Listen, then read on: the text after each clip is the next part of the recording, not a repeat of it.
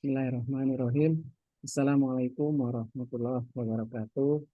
Alhamdulillahilladzi binikmatihi tatimmus sholihat. Segala puji syukur kita panjatkan kehadirat Allah Subhanahu wa taala atas segala nikmat yang telah kita terima.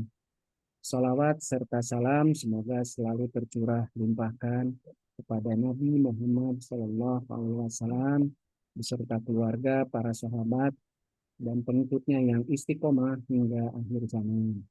Dan semoga kita semua, sahabat-sahabat istiqomah semua, uh, semua termasuk ke dalam golongan yang demikian. Alhamdulillah kita berjumpa lagi, sahabat-sahabat Remaco Istiqomah. Uh, Hari ini kita ditemani oleh Ustadz Abu Umar Indra yang akan melanjutkan kajian mengenai amalan-amalan untuk meraih husnul khotimah dengan subtema uh, mengenal sifat-sifat Allah melalui uh, asma Allah dan sifat-sifat Allah melalui surat Al-Fatihah. Itu ya, Ustaz ya, Fatihah Ya, saya. ya, Ya. betul. Boleh saya sedikit apa namanya review ulang materi lalu atau kita mau langsung aja Ustaz? Ini sekedar mengingatkan saja untuk teman-teman. Jadi untuk amalan untuk meraih husnul khotimah berdasarkan catatan yang saya waktu itu, kalau tidak salah ada dua ya Ustadz, amalan hati dan amalan lahir. Betul. Amalan hati itu yang pertama ada muhasabah Ya. berdasarkan surat Al-Hasyr ayat 18. Lalu Mm-mm. yang kedua mengingat kematian, Banyak. lalu menyembunyikan ibadah, dan Mm-mm. nomor 4 ini yang mungkin akan nanti menyambung Ya, kepada subtema ya Ustadz ya. ya, Kenali ya, Allah melalui nama dan ya, sifatnya Asmaul Husna. Saya kira mungkin supaya tidak ya. berlama-lama, mangga Saya, Ustadz ini saja ya, silakan Ustadz. ya, nuhun jazakallahu khairan Pak Dari. Assalamualaikum warahmatullahi wabarakatuh. Insya Innal hamdalillah hamdan katsiran thayyiban barakan fi kama yuhibbu rabbuna wa yardah. Asyhadu an la ilaha illallah la syarika lah wa asyhadu anna Muhammadan abduhu wa rasuluhu la nabiyya ba'dah. Qala Allah ta'ala fi kitabil karim as-sami'il alim minasyaitonir rajim. يا أيها الذين آمنوا اتقوا الله حق تقاته ولا تموتن إلا وأنتم مسلمون يا أيها الناس اتقوا ربكم الذي خلقكم من نفس واحدة وخلق منها زوجها وبث منهما رجالا كثيرا ونساء واتقوا الله الذي تساءلون به والأرحام إن الله كان عليكم رقيبا يا أيها الذين آمنوا اتقوا الله وقولوا قولا سديدا يصلح لكم أعمالكم ويغفر لكم ذنوبكم وما يطع الله ورسوله فقد فاز فوزا عظيما أما بعد. Insyaallah taala ya pada kesempatan kajian kita di sore ini kita akan membahas di antara amalan-amalan utama ya yang diamalkan tentunya seseorang ya ke dalam hidupnya ya, dan tentu amal ini mestinya semakin menguat ya, semakin menguat di saat usianya semakin bertambah ya, apalagi sudah sampai mungkin ya sudah lanjut usia, sudah sangat umur ya, seperti itu. Maka amalan-amal ini harus semakin menguat dan membesar pada dirinya. Di antaranya adalah yaitu ya bagaimana dia dekat dengan Allah Subhanahu wa taala. Ada pepatah kita mengatakan tak kenal maka tak sayang ya, begitu.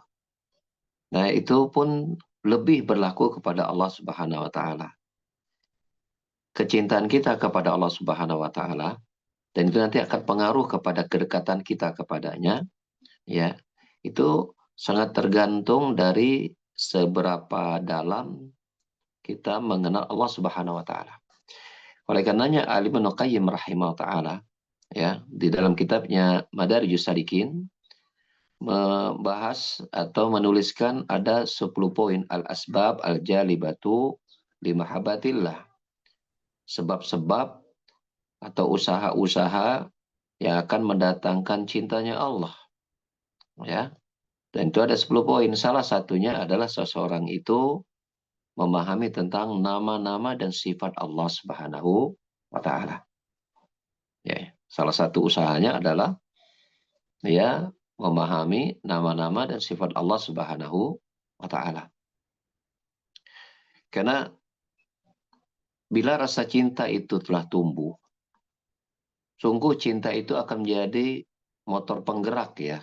Motor penggerak itu seseorang itu beraksi. Ya. Bila kaitannya dengan mencintai Allah, maka aksi-aksinya ya adalah aksi-aksi yang ingin membuat dia dekat kepada Allah Subhanahu wa taala. Baik dari sisi ucapan maupun perbuatan. Ya. Semakin besar cinta seseorang itu kepada Allah, maka semakin besar pula ketaatan-ketaatan ya, amalan-amalan taat yang akan terwujudkan begitu. Dan itu tentu sangat mestinya ya, bila seseorang memahami ini dan mestinya itu akan semakin menguat seiring waktu berjalan, seiring umur bertambah ya, gitu. Maka membangun pondasi cinta kepada Allah ya, itu akan akan memompa semangat seseorang itu untuk meningkatkan ibadah dan ketaatannya kepada Allah Subhanahu wa taala.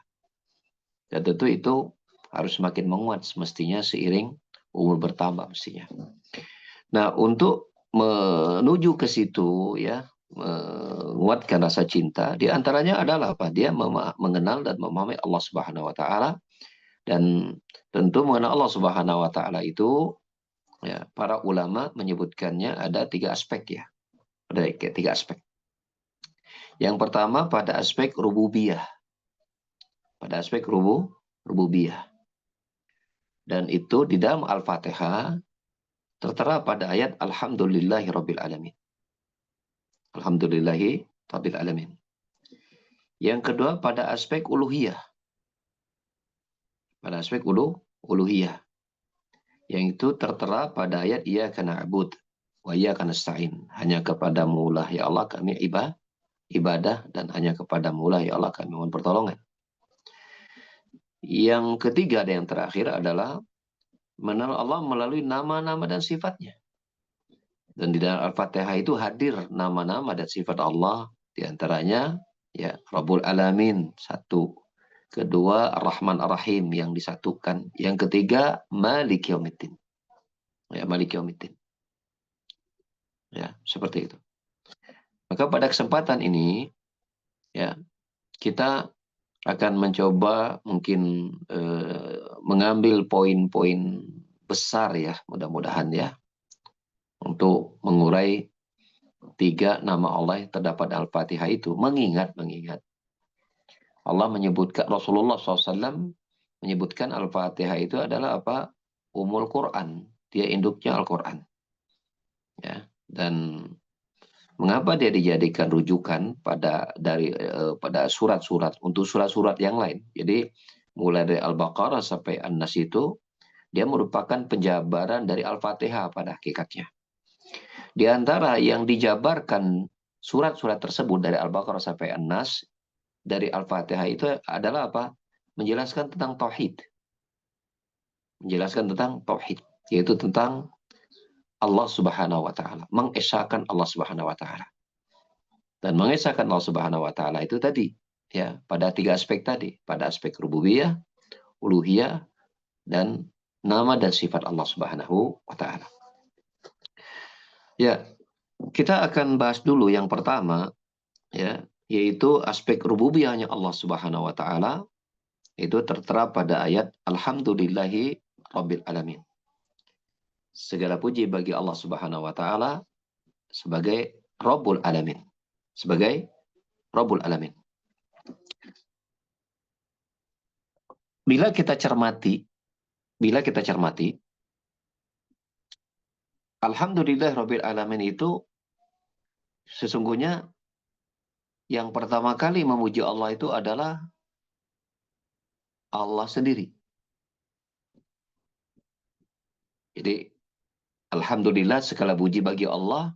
Ya, ayat itu kan turun dari Allah kan kepada Rasul Sallallahu Alaihi Wasallam melalui perantara malaikat Jibril. Berarti yang pertama kali memuji Allah adalah Allah sendiri memuji dirinya. Alhamdulillah. Kalau memuji dirinya. Ya. Di antara sebab kenapa Allah memuji dirinya, di antaranya Allah memiliki ya nama dan sifat yang sempurna. Nama dan sifat yang sempurna. Salah satunya adalah Allah Rabbul Alamin. Itu nama di antara nama Allah yang sempurna.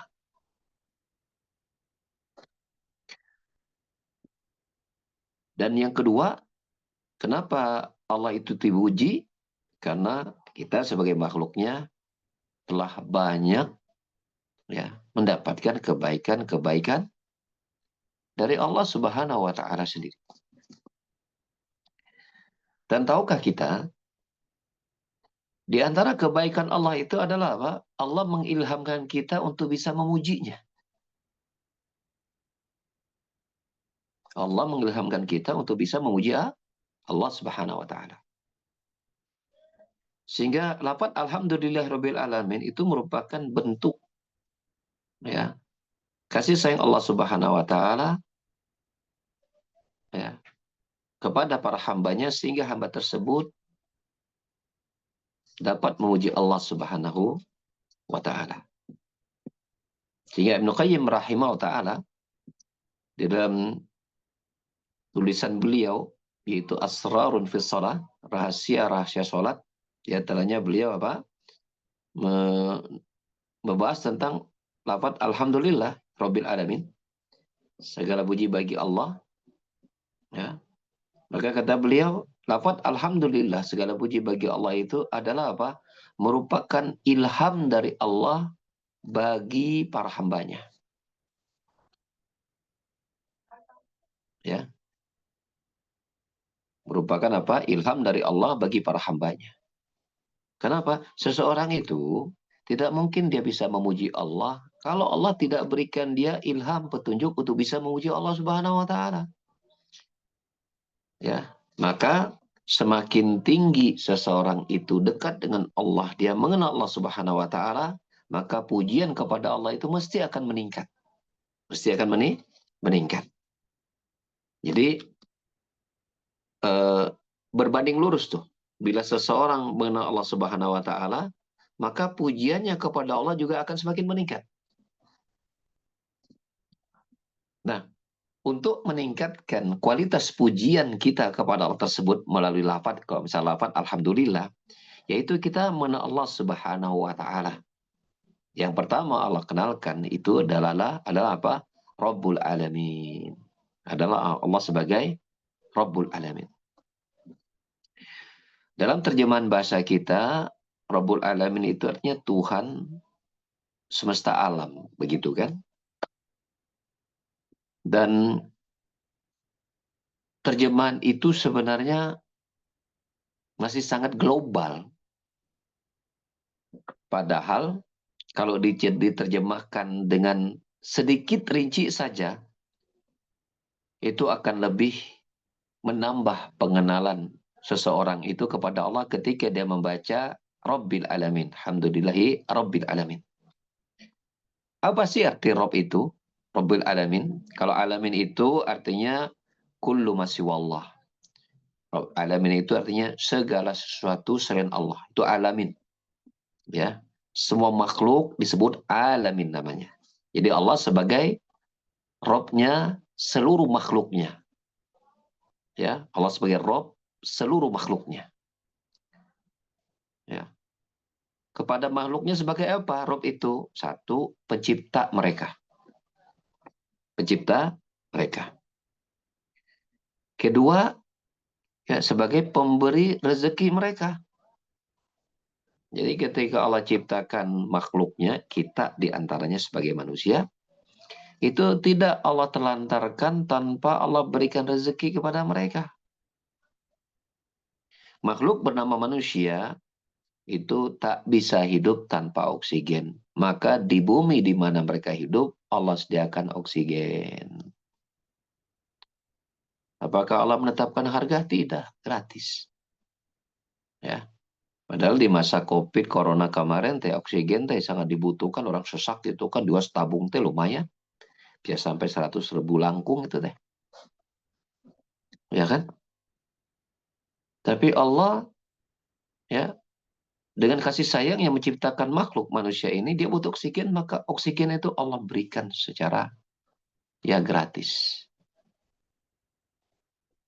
Ya, manusia membutuhkan pertumbuhan pikiran dan fisiknya, jawabannya butuh. Maka Allah sediakan makanan, ya, beri rezeki berupa makan dan minum. Apakah langsung Allah tuangkan ke mulut mereka? Tidak. Allah pakai sebuah sistem. Sistemnya apa? Allah basahi bumi ini, ya airi sungai-sungai, lautan dan sumur dengan air hujan. Bila Allah tidak turunkan hujan, maka otomatis makhluk bernama manusia ini mati. Mati kalau kita nggak ada air hujan. Kita nggak akan bisa makan kalau nggak ada air hujan. Bukan nggak ada hujan nggak bisa minum, nggak bisa makan. Karena apa yang kita makan mesti ya itu peran air hujan besar di situ. Ya, coba orang teh makan apa? Makan nasi. Ada nasi mah dari air hujan pasti. Nasi teh dari beras, beras teh dari padi. Padi nggak mungkin tumbuh tanpa air. Dan air itu datang dari mana coba? Dari air hujan kan? Kita nggak akan bisa makan sate kambing. Lah kambing teh butuh rumput. Rumput nggak mungkin hidup kalau nggak ada air hujan. Kita nggak mungkin bisa makan ikan kalau sungai-sungai, lautan tidak terairi. Dan itu dari air hujan. Kalau tidak langsung memberi kita langsung calangat, teh turun, teh dari Allah ngasih makan. Enggak, Allah buat sistemnya. Ya, maka di situ Allah Subhanahu wa taala sebagai Rabbul Alamin menciptakan manusia, setelah Allah ciptakan Allah berikan rezeki. Ya. Allah berikan mereka sinar matahari yang bukan saja untuk menguatkan tulang mereka, tapi juga untuk kepentingan kehidupan mereka sebagai manusia. Ya, manusia tanpa matahari nggak bisa hidup kalau tanpa matahari itu. Ya, akan muncul berbagai macam penyakit kalau nggak tertimpa sinar matahari. Kita belajar hari ini tulang itu membutuhkan vitamin D dan itu dari ultraviolet. Ultraviolet matahari itu dari yang saya baca juga ya dari para ahli di bidang kesehatan ya itu tidak bisa tergantikan dengan apapun. Itu ultraviolet dari matahari itu nggak bisa, dari makanan nggak bisa, dari ini nggak bisa. Pertanyaannya, apakah jin butuh matahari nggak?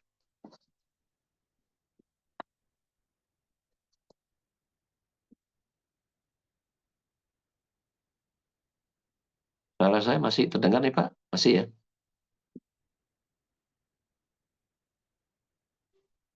Baik. Apakah jin butuh matahari? Tidak. Jin butuh sangu, bala-bala, nasi goreng? Enggak. Karena makanan jin tulang. Jin nggak butuh padi. Jin nggak butuh ikan, nggak butuh ayam, nggak butuh daging. Nggak perlu ASI tuh, jin tuh. Itu supaya sehat anak-anak bayinya. Enggak. Jin nggak butuh matahari. Sehingga jin nggak perlu berjemur, nggak perlu berolahraga. Untuk apa Allah ciptakan matahari itu? Bulan segala macam. Untuk manusia kan. Itulah Allah Rabbul Alamin. Yang setelah dia ciptakan kita, dia beri kita rezeki. Ya. Rabbul Alamin juga berarti apa? Allah sebagai pengatur semua urusan mereka. Urusan makhluk. Ya. Matahari bergerak. Sejak dia diciptakan, nggak pernah matahari itu ya bergerak berbeda dari sejak dia diciptakan. Munculnya dari timur, tenggelam ke barat. Terus sejak dia diciptakan, nggak pernah berubah. Bulan nggak pernah datang mendahului matahari. Mesti datangnya belakangan. Setelah gelap, baru bulan datang. Nggak pernah berubah sejak dia diciptakan. Yang kalau kita lihat manfaat bulan, ya kita bisa menentukan nih tanggal 1, 2, 3, 4, 5, 1 bulan, 12 bulan berarti 1 tahun, kan begitu? Nggak bisa kita patokan 1 tahun itu pakai pergerakan matahari. Oh, matahari sejak bertahun-tahun begitu aja bentuknya, ya kan? Yang membedakan kan tarikan panasnya doang gitu. Bentuknya kan gitu-gitu aja. Jadi kalau kita tahu ini 1 tahun dari matahari, dari mana kita tahu? Tiap hari matahari begitu doang. Tapi kalau dari bulan kan kita tahu. Waktu tanggal 1 munculnya sedikit. 15, tanggal 15 itu purnama. Ke ujung mulai terhilang, berarti udah selesai itu hari 29 atau 30 tuh kan. Gitu. Tahu tuh 1 bulan. Tahu kita 1 tahun karena ada 12 bulan. Allah ciptakan bulan, dengan muncul tenggelamnya bulan, itu sebagai patokan waktu bagi kita untuk kita tahu apa arti namanya 1 bulan, apa artinya 1 tahun. Allah Rabbul Alamin mengatur itu untuk manusia. Allah mengatur matahari dengan perubahannya dan segala macam. Allah mengatur bintang, Allah mengatur awan, Allah mengatur turunnya hujan, ya, dan Allah mengatur ya kehidupan manusia. Di antara bentuk pengatur Allah Subhanahu wa taala adalah Allah turunkan rasul dan kitab untuk mengatur kehidupan mereka. Karena manusia itu tidak bisa mengandalkan otak-otak mereka untuk mengatur dunia. Nggak mungkin benar tuh ngurus dunia. Nggak mungkin benar. Sehebat sepintar apapun, ngurus dunia nggak pakai aturan Allah. Mesti banyak kesalahan, kekurangan, dan yang lainnya. Dan itu kan terbukti. Dimanapun negara yang tidak memakai syariat Islam, mesti kerusakannya jauh lebih banyak dari yang pakai syariat Islam. Bukan berarti kalau pakai syariat Islam tidak ada kejahatan sama sekali. Bukan begitu juga kali. Tapi persentasenya jauh lebih kecil dibanding yang tidak menggunakan syariat Islam. Persentasenya lebih kecil. Bukan berarti tidak ada kejahatan. Manusia tempat dosa. Nggak mungkin tidak terjadi kesalahan. Tapi ketika aturan Allah dipakai, ya penyimpangannya jauh lebih minim dibanding yang tidak pakai aturan Allah. Kerusakan yang tidak menggunakan aturan Allah ke semua aspek kehidupan manusia, ekonomi, dengan adanya riba yang tidak, yang pada hari ini orang udah nggak biasa, rusak ekonomi manusia, rusak. Itu kemana-mana tuh rusaknya tuh, ya. Aspek pergaulan manusia, sosial, kehidupan mereka, ya, rusak, ya, ketika Islam tidak dipakai. Orang pakai sopan santun segala macam, aspek ilmu sosial segala macam. Apa yang terjadi? Apakah itu bisa mempertahankan kehidupan manusia? Ya, ketika pergaulan bebas, ya yang penting sopan, bisa senyum sama orang, tapi bebas lagi perempuan, itu kemudian tidak dipermasalahkan. Apa yang terjadi? Ya, kerusakan di mana-mana. Banyak anak lahir nggak jelas, bahkan ketika lahir jelas pun dibuang, bahkan dikubur hidup-hidup kan, karena malu punya anak dia nggak siap, masih kecil. Alhamdulillah, rusak kan kehidupan. Itu dari tatanan sosial. Ekonomi jelas rusak, sosial rusak, ibadah juga rusak sudah. Ketika orang jauh agama ya sudah, ibadah juga macam-macam, aneh-aneh, ya kan seperti itu. Ketika syariat Islam tidak diterapkan, maka manusia itu akan rusak. Nah, Allah Subhanahu wa Ta'ala sebagai Rabbul Alamin adalah zat yang menciptakan mereka, memberikan mereka rezeki, mereka juga mengatur mereka. Nah, aturan itu Allah turunkan melalui Rasulnya dan Allah turunkan kitab panduannya. Ya, seperti itu bentuk Allah, gambaran-gambaran Allah sebagai Rabbul Alamin. Sebagai Rabbul Alamin. Kalau kemudian seseorang mengetahui Allah Subhanahu wa Ta'ala sebagai pencipta mereka, pemberi rezeki mereka, yang mengatur segala urusan mereka, apa sih dampak ibadah bagi hatinya? Yaitu apa? Dia akan senantiasa bergantung kepada Allah. Tawakalnya hanya kepada Allah. Karena hidup matinya Allah yang ngatur. Rezekinya Allah yang ngatur. Ya, maka dia akan apa? Gantungkan seluruh harapannya hanya kepada Allah Subhanahu wa Ta'ala. Dia kembalikan semua kepada Allah agar dia selamat dari berbagai macam kerusakan, kerugian, dan penderitaan. Itu semua buah dari ketika dia mengenal Allah sebagai Rabbul Alamin. Rabbul Alamin. Ya. Nah, ini menjadi sebuah amalan hati yang sangat luar biasa ketika seorang mengenal Allah sebagai Rabbul Alamin akan menghantarkan dia untuk apa? Untuk mencintai Allah Subhanahu wa taala. Untuk kemudian selalu bergantung dan bertawakal kepada Allah Subhanahu wa taala. Ya, seperti itu. Dia tahu hidup dan matinya Allah yang ngatur.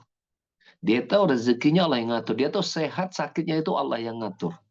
Tinggi rendah rendahnya sebuah ya kedudukan itu Allah yang ngatur. Karena Allah Rabbul Alamin. Bila seseorang memahami Allah dari aspek itu akan membuat dia ya akan menajamkan satu amalan hati yang besar. Apa itu? Bertawakal, bersandar hanya kepada Allah Subhanahu wa taala. Ya. Dan seiring bertambahnya usia, ya, seyogianya tawakal kepada Allah itu harus makin besar mesti. Kenapa? Karena sering waktu bertambah, seseorang sudah makin melemah. Banyak hal yang sudah luput dan hilang dari dirinya. Kekuatannya sudah tidak lagi seperti muda dahulu. Ya, kekuatan apa saja? Kekuatan berpikirnya, pemandangnya, mendengarnya, termasuk kekuatan makan. Dulu kuat makan 2 piring, 3 piring. Nama mungkin setengah piring gehese. Berkurang. Ya, berkurang semua. Ya. Penyakit mulai berdatangan. Seiring waktu berjalan, umur bertambah, kelemahannya ya semakin menguat. Tetapi bila seseorang mengenal Allah sebagai Rabbul Alamin, dia akan sandarkan itu semua kepada zat yang maha kuat, yaitu Allah, Rabbul Alamin, Rabbul Jalal wal Ikram. Allah Rabbul Alamin. Dia serahkan semua kepada Allah Subhanahu wa taala. Mungkin secara fisik melemah, tapi kekuatan hati dan mental bila Allah jaga dan tambah, ya dia akan terus kokoh. Ya. Makanya nanti di antara amalan hati yang nanti juga kita akan bahas pada waktu yang akan datang apa? Yaitu melatih mengokohkan kesabaran. Melatih mengokohkan kesabaran. Dan itu tak lepas dari pemahaman ilmu seseorang tentang Allah sebagai Rabbul Alamin. Ya. Kemudian yang kedua, di antara nama Allah Subhanahu wa taala yang kita ambil dari Al-Fatihah yaitu pada lafaz Ar-Rahman Ar-Rahim. Alhamdulillah alamin Ar-Rahman Ar-Rahim. Kenapa kita tidak munculkan Ar-Rahman Ar-Rahim pada Bismillahirrahmanirrahim? Karena sebagian ulama ada yang menyatakan bahwasanya Bismillahirrahmanirrahim itu bukan dari bagian surah Al-Fatihah, tapi dia pembuka surat dari semua surah-surah Al-Quran. Sebagian ulama berpendapat seperti itu. Dan itu kalau kita lihat ya memang jelas ya. Sehingga kalau Ar-Rahman Ar-Rahim pada setelah Alhamdulillah itu pasti bagian dari Al-Fatihah. Bila kita ingin membahas tentang nama Allah Ar-Rahman Ar-Rahim, maka kita ambil setelah lafaz Alhamdulillah Rabbil Alamin baru Ar-Rahman Ar-Rahim. Ar-Rahman Ar-Rahim, Allah yang maha pengasih lagi maha penyayang, jelas pesannya bahwa rahmat Allah itu, berarti itu rahmat tuh, kasih sayang tuh sudah. Basicnya itu pada Ar-Rahman Ar-Rahim adalah rahmat. Basic kata dari Ar-Rahman Ar-Rahim itu basicnya adalah rahmat. Rahmat itu artinya kasih sayang. Rahmat itu artinya kasih sayang. Kita kan kita dengan memohon rahmat dari Allah Subhanahu. Rahmat itu maksudnya rahmat itu kasih sayang dalam bahasa Indonesia. Mana Rahman Rahim identik dengan kasih sayang Allah Subhanahu wa taala. Ya. Nah, bila kita kaitkan dengan Alhamdulillah Rabbil Alamin, kita pun bisa memuji Allah, bertawakal kepada Allah itu karena Allah menyayangi kita. Karena Allah menyayangi kita. Ya, seperti itu. Kasih sayang Allah Subhanahu wa taala ini ya akan mengangkat seseorang untuk ya mulai bergerak untuk dia apa? Untuk dia beribadah dan mendekati Allah Subhanahu wa taala. Ya. Dan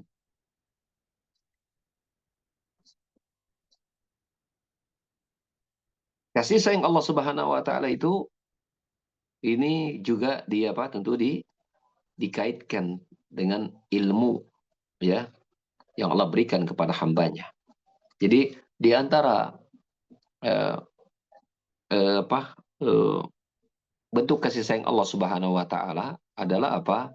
Allah berikan pemahaman kepada hamba tersebut tentang Allah dan syariatnya. Itu bentuk kasih sayang Allah Subhanahu wa taala. Oleh karenanya, para ulama ketika membahas Ar-Rahman Ar-Rahim dan kasih sayang Allah Subhanahu wa taala, maka mereka menyebutkan kasih sayang Allah itu terbagi menjadi dua. Ada yang umum dan ada yang khusus. Ya, rahmat Allah terbagi menjadi dua. Kasih sayang Allah itu ada dua model. Ada yang umum, ada yang khusus.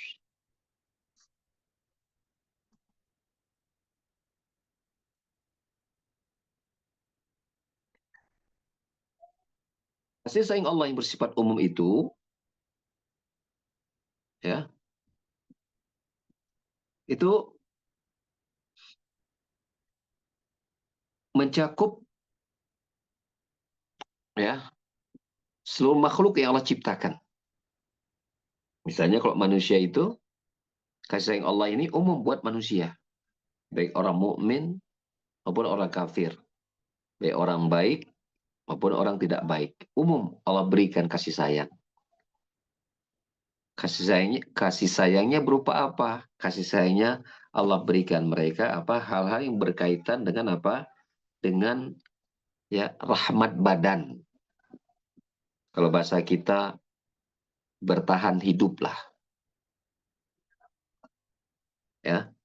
Makan, minum, pakaian, tempat tinggal, dan yang lainnya yang menjadi kebutuhan manusia.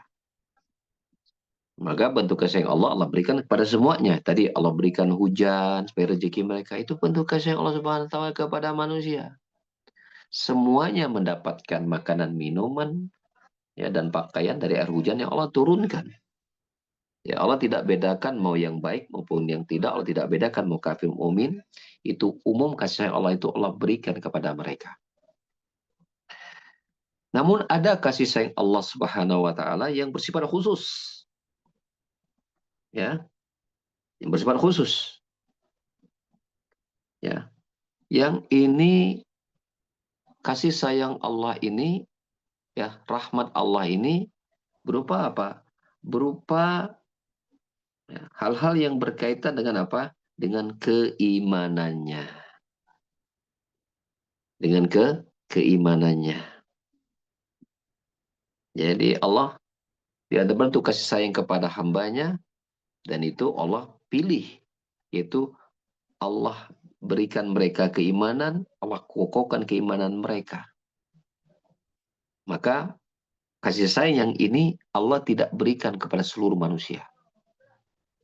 Makanya di dalam kenyataannya, ya, untuk kaya miskin itu ya rata. Ya maksudnya ya orang mukmin ada yang kaya, ya orang kafir juga ada yang kaya. Sebagaimana orang mukmin ada yang kere miskin, orang kafir juga ada yang kere dan miskin. Karena untuk urusan dunia, ya, Allah Subhanahu wa taala ratakan, ya, rezeki itu berikan kepada mereka, dan pengertian Allah berikan kepada siapa saja yang Allah kehendaki dari manusia tersebut. Adapun kasih sayang bersifat khusus, yaitu Allah jadikan mereka muslim, mukmin yang baik, iman mereka jadi kokoh, ketaatan mereka meningkat. Ini tidak semua Allah kasih. Allah memilih kalau ada yang seperti ini, mah. Allah memilih. Allah utus Rasul sebagai bentuk kasih sayang Allah agar manusia sampai kepada mereka kasih sayang Allah yang khusus sehingga mereka mau beriman kepada Allah, mau beriman kepada Rasul dan mentaati Allah dan Rasul. Dan tidak semua manusia kenyataannya begitu. Ya. Dari sini, ya, faedah yang bisa kita petik bahwasanya seberapa besar kasih sayang Allah itu telah menyapa kita. Ya, menyapa kita. Kalau kasih sayang Allah yang bersifat umum, itu tidak spesial, ya, tidak spesial, maka itu mestinya membuat kita tidak terlalu apa ya, mestinya tidak terlalu risau mestinya mah kalau dunia kita ya berkurang atau Allah ambil, mestinya nggak terlalu risau mestinya. Kenapa? Karena itu juga berlaku kepada orang-orang kafir, juga berlaku pada orang-orang kafir.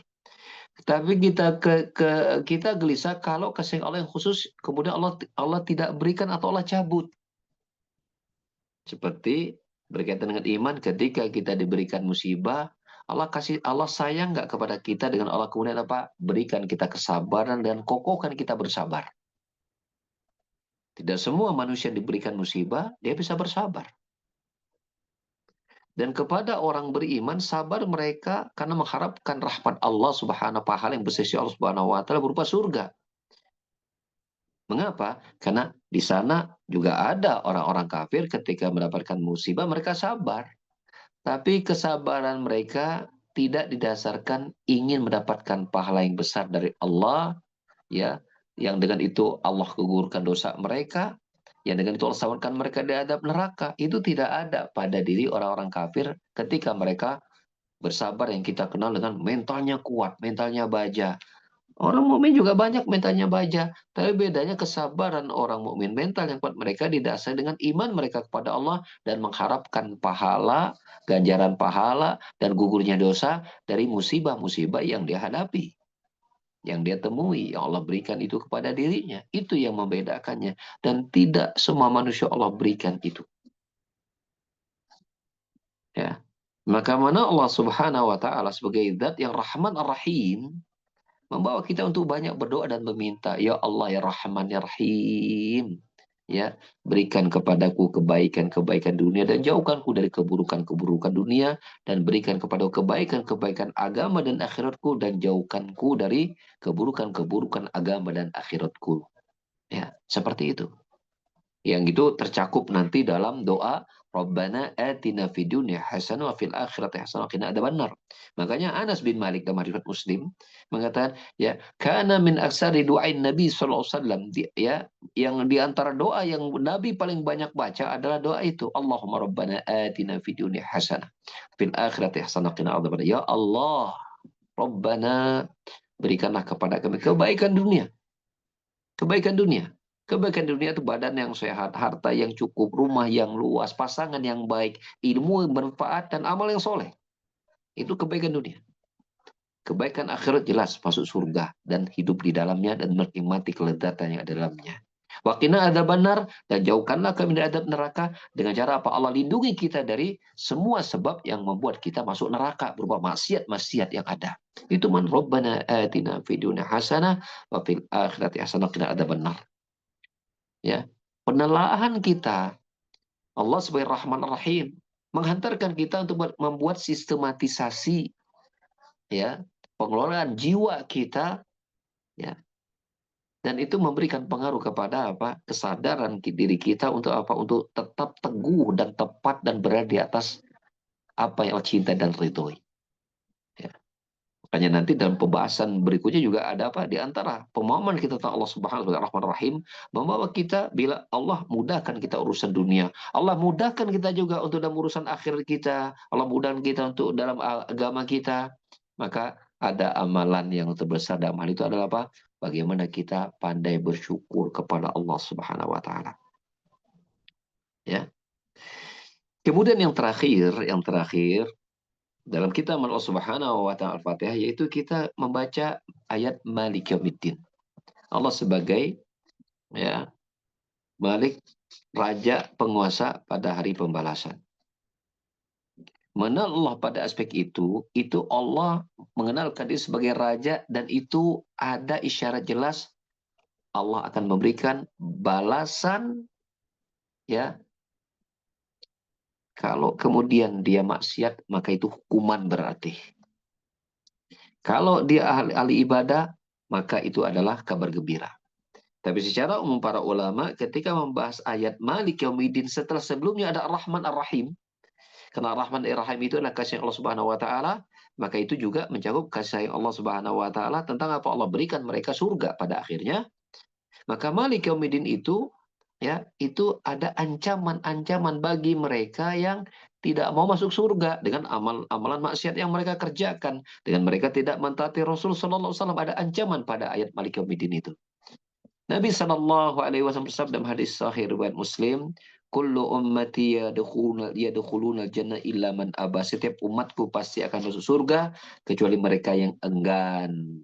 Kalau sahabat bertanya, "Wa may ya'ba ya Rasulullah?" Siapa mereka yang tidak mau masuk surga itu ya Rasulullah? Maruf menjawab, "Faman ata'ani dakhal jannah wa man asani faqad aba." Siapa yang taat kepadaku, dia masuk surga. Yang tidak mau taat kepadaku, dialah orang yang enggan masuk surga. Menjauh dari Rasul, tidak mentaati Allah dan Rasulnya, itu merupakan sebab seseorang itu ya eh, masuk ke dalam neraka. Maka Allah ingatkan dengan ayat Malik Yaumiddin. Setelah Allah jelaskan Ar-Rahman Ar-Rahim, bahwa Allah Subhanahu wa Ta'ala bentuk kasih sayangnya, Allah turunkan Al-Quran, Allah utus Rasul supaya mereka masuk surga. Itu bentuk kasih sayang Allah Subhanahu wa Ta'ala. Allah berikan mereka kecukupan dunia, rezeki dunia. Allah juga datang kasih Allah berupa apa? Petunjuk Allah Subhanahu wa Ta'ala kepada mereka. Ya Allah utus Rasul, Allah turunkan kita, Allah berikan petunjuk supaya mereka masuk surga. Itu kasih Allah dan itu cakupan pada Ar-Rahman Ar-Rahim. Tapi kemudian bila mereka mencampakkan itu, Allah adalah Malik Yaumiddin. Itu ancaman bahwa kelak bagi mereka yang tidak mau ikut Rasul akan diancam dengan masuk neraka, bukan masuk surga. Ya, seperti itu. Demikian barangkali ya tambahan ya tentang kita mendalami dunia hati, yang ini kaitannya juga dengan kita mengenal Allah Subhanahu wa taala ya, dan saya sangat menyarankan kepada entah ya, mungkin suatu saat mungkin kita bisa ya fokus membahas uraian surah Al-Fatihah dari ayat per ayatnya ya, entah kapan nanti mungkin suatu saat kita bisa kaji lebih jauh ya. Untuk sementara ini kita baru mengambil beberapa poin saja yang berkaitan dengan nama-nama di Allah Subhanahu wa taala dalam Al-Fatihah tersebut, yang erat kaitannya dengan apa? Materi kita untuk ya terus mencari amalan-amalan hati kita ya seiring umur kita yang bertambah. Allah a'lam bishawab ya. Ya, semua semua kebaikan kebenaran Allah Subhanahu wa taala tentu yang mengaturnya buat kita semua. Dan bila kekurangan itu pasti aspek manusia. Ya, saya pribadi tentunya ada di situ, dan semoga Allah mengampuninya. Ya Allah maghfir ya. Tapi saya kembalikan kepada Pak Dodi sebagai pembawa acara atau siapapun ya. Kita mungkin pindah kepada sesi tanya jawab kalau ada yang ingin dibahas ya. Silakan. Ya, alhamdulillah. Allah nuhun Ustadz penyampaian materinya. Teman-teman jika ada yang mau bertanya, silahkan langsung saja mau melalui raise hand atau langsung membuka mikrofonnya juga silakan. Ustadz, kalau untuk ke depan, apa materinya ini akan masih berlanjut di amalan-amalan ini atau kita akan fokus ke Al-Fatihah tadi, Ustadz? Hmm, pada pada tak kalau saran saya mending fokus Pak ya, mending fokus pada amalan-amalan ini ya, karena nanti itu dibahas kita pada poin berikutnya, itu kita akan membahas tentang apa, tentang berhusnuzon kepada Allah atas takdir, itu Ya, ya, ya. kaitannya dengan kesabaran itu, dan itu Ya, saya ya, kira itu mendesak ya, ya. mendesak untuk segera kita pahami. Nanti insya Allah mungkin kalau Allah masih kasih kita sehat, panjang Ya, umur, ya. kalau pada waktunya Al-Fatihah Oh akan iya, kita kaji, insya Allah. itu di amalan hati di poin 5 ya Ustadz ya, Insya berhusnuzon Allah, insya atas Allah. takdir Allah. Betul, betul, Ya, betul. ya, Itu itu dengan rakyatnya dengan sabar. Ya, kesabaran ya, kan. ya. Iya. Siap, siap. Silakan teman-teman, jika ada yang mau bertanya, maka jangan ragu-ragu.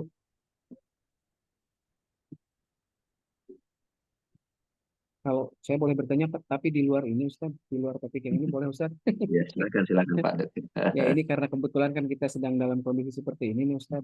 Allah. Sebagai ya sebagai Muslim, kita sebaiknya bersikap bagaimana, nih, Ustaz? Baik, Karena baik, baik. ya, Menarik nih, menarik. ya Menarik. begini, karena dari sedikit pengetahuan saya, kalau tidak salah menaati ulil amri itu kan bagian dari ketakwaan kita kepada Baik, Allah gitu, baik, Ustaz. Tapi kalau baik, ulil amrinya seperti sekarang ini kan gimana gitu, baik, Ustaz? Jujur aja. baik, baik. Terima kasih, Saya, Ustaz. saya, baik. Ini menarik ini ya. Ini juga menjadi obrolan yang cukup sering ya di kalangan para asatidz juga teman-teman dakwah ya gitu kan seperti itu. Dan sebenarnya bagi kita yang mungkin sudah ya maksudnya yang Allah mudahkan kemudian kita biasa bolak-balik diskusi dengan para masyayikh, baca kitab-kitab mereka gitu kan. Ini bukan hal baru sebenarnya, bukan hal baru. Jadi begini, ada sebuah hadis Nabi Sallallahu Alaihi Wasallam, saya nggak salah, ini hadis Muslim ya. Jadi Ibnu Abbas bertanya kepada Rasulullah Sallallahu Alaihi Wasallam, bagaimana kalau suatu waktu kami ini dipimpin oleh pemimpin yang zalim? Ya begitu kan? Ya maka Nabi Sallallahu Alaihi Wasallam memberitakan untuk apa? Untuk tetap mentaati mereka, walaupun mereka sampai memukul apa pundak-pundakmu. Ya, penuhi hak-hak mereka yang menjadi kewajiban kalian dan mintalah kepada Allah atas hak-hak kalian. Sabran, sabran, sabran, sabar, sabar, sabar, dan sabar. Nabi menyuruh kita untuk ya tidak melakukan apapun dan bersabar, apalagi untuk kita di mungkin di Indonesia, oke lah kita menganggap banyak cacat lah, anggaplah banyak cacat, ya. Dan sesungguhnya mereka itu lebih banyak membutuhkan doa kita loh dibanding kecaman, ya. Karena dari aspek satu manusia, mereka ya manusia banyak lupa ya. Kedua dari aspek mungkin ya dari sisi apa ya mungkin yang nggak mudah juga Pak ngurus negara tuh Pak. Oh ya. Kita karena kita di bawah, di luar, seolah hanya ada warna itu hitam putih ya. Kalau sudah di dalam itu bisa jadi stres juga. Ada tekanan dari atas, tekanan dari bawah, belum lagi dari rival dan yang lain. Itu kan uang banyak juga, belum tentu juga senang-senang juga. Kan gitu kan. Jadi semuanya diuji. Maka bisa jadi mereka lebih banyak butuh doa kita daripada kecaman. Ya seperti itu. Tanpa kita menutup mata, ya udah depan mata kok bahwa kelemahan itu terjadi. Nggak boleh tutup-tutupi kan. Tapi para ulama kita mengarahkan bahwa banyakin doa. Imam Ahmad ya pernah ditanya pernah berkata bila ada sebuah doa, satu doa saja mustajab, maka doa itu aku akan peruntukkan kepada para pemimpin. Karena kalau pemimpin itu baik, maka kebaikan mereka akan dirasakan maslahatnya, manfaatnya oleh rakyat, oleh umat. Maka mereka butuh banget doa-doa kita. Ya seperti itu. Apalagi untuk di negeri kita sebagai rakyat ya, kalau saya menyebutnya misalnya susah separah Palestina kah? Enggak kok, kita masih bisa jalan-jalan. Ya bisa makan macam-macam lah gitu kan. Susah apa sih kita? Itu orang teriak susah tuh masih bisa jalan ke mall kok. Yang bilang-bilang susah tuh makannya masih bisa 2 kali, mereka bisa makan daging kok. Apalagi kok musim kurban ya makan daging kabeh. Disebut susah apa sih kita itu? Masih enak lah di negeri kita, mas. Susah itu masih, ya pusing mah wajar namanya orang hidup. Tapi lihat negara yang lain, masih apakah kita udah separah Palestina itu? Kan enggak, masih nyaman. Walaupun rumah mungkin kontrak, tapi masih ada rumah tempat tinggal. Ya sabar. Ya, belum sampai mereka membantai kan rakyat-rakyat segala macam. Seperti misalnya kasus Nazi misalnya, enggak seperti itu. Pemerintah kita masih, makanya kata para ulama memberikan nasihat yang beberapa ulama-ulama itu tengah, yang beberapa kali datang ke Indonesia, sering memberikan nasihat. Apa? Jagalah nikmat aman negeri kalian. Jaga. Itu mahal. Nikmat aman itu. Itu mahal. Kalau dia sudah dirusakkan, mengembalikannya itu susah. Mereka banyak contoh di negeri Timur Tengah di sana. Ketika terjadi pemberontakan saat ini sulit mengembalikan lagi ekonomi ketika pemberontakan sudah terjadi. Betul ada mungkin barangkali sorotan mata kita ada kekurangan sisi materi. Tapi kalau terjadi pemberontakan, itu materinya udah nggak kuku di mana-mana. Udah nggak ada polanya lagi itu kerusakan itu. Maka bersabar. Doakan mereka. Kan itu yang diajar oleh para ulama kepada kita. Itu bahkan disampaikan oleh Rasul. Bukan ulama siapa Rasul nyuruh kita sabar, sabar. 3 kali itu. Sobron, sobron, sobron. Maka tentu nasihat kita yang mengikuti Rasul dan juga para ulama, bersabarlah dan doakan mereka supaya Allah berikan kebaikan untuk mereka, ya, dan Allah lindungi mereka dari berbagai macam keburukan, ya. Innahu lidzalika qadir. Ala dzalika qadir. Allah mau berkuasa tentang hal itu. Adapun kita minta kepada Allah ada kekurangan kita, dan alhamdulillah tadi saya bilang secara realita sesusah-susah hidupnya kita masih punya sawah Pak di kampung Pak. Hei, orang susah hidup di kota, coba kalau dia di kota itu ya, dia pulang kampung, dia bisa beli satu petak sawah, kok masih bisa makan ubi, tetap nggak lapar kok. Minum air tinggal dari gunung selesai. Cuman kan karena nggak mau hidup di kampung aja kan. Jadi sebut susah tuh apa sih? Kita udah masih enak Indonesia itu. Ya saja sabar lah, sabar gitu kan. Nah, makanya yang kita dapatkan coba lihat ya. Ini ngeri sekarang itu, ngeri ngeri itu. Coba kerusuhan terjadi, itu biayanya lebih besar daripada yang digularkan keputusan kan menasional itu. Coba itu kerusakannya, kalau hancur sebuah gedung, berapa gedung itu berapa miliar tuh, dan berapa itu tuh. Belum lagi fasilitas umum yang lain kan, belum lagi ada yang nyawa yang mati kan gitu kan. Kan nyawa sudah ada yang mati tuh. Itu bisa dibayar dengan uang kalau ada nyawa mati. Banyak Pak, ngeri-ngeri. Jadi ya kita ya semoga Allah Subhanahu wa taala jaga selalu keamanan negeri kita, ya, Amin, amin, memperbaiki amin, pemimpin-pemimpin kita, dan amin, agar rakyat kita, masyarakat Indonesia kita ini dikokohkan kesabaran mereka dan mental mereka lebih kuat menghadapi tantangan hidup amin, selalu. Dimanapun mereka berada, amin, mental baja. Ya, amin, jangan mudah menyerah. Kita masih bisa makan, bisa minum, bisa istirahat, maka banyak-banyak bersyukur juga.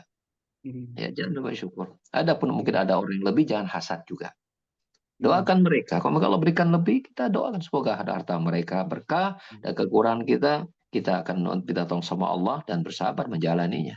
Toh pada akhirnya mati kita juga sendiri-sendiri juga. Kan begitu. Allah alam bisawab. saya, saya.